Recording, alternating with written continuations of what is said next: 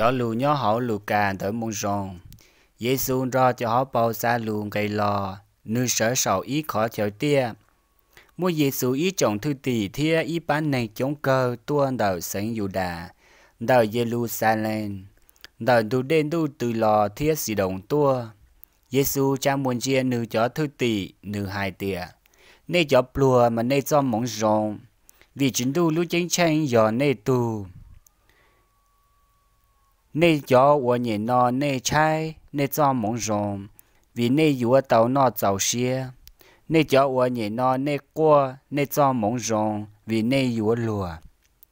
Thảo mua nênh du nê, thảo lùa điên nê, lo lùa chế nê, lo xá lù phê trâu nê lù bê vì nênh lên tu, mà nê cho mông rong. Nung đờ nê dùa rong xia, nê dùa thìa họ ca, vì nê tàu dài công hậu lo nhỏ sỏn đủ.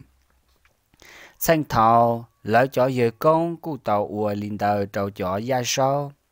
Họ nê chóng luôn nu, mà nê cho mông phê, vì nê tứ tàu dài kế bì nê lỡ.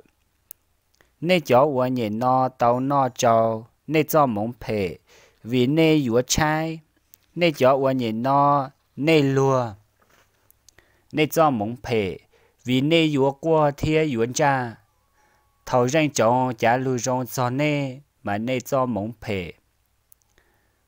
Xanh thảo, lỡ cho dừa công của linh tờ trâu chó gia sâu chùa.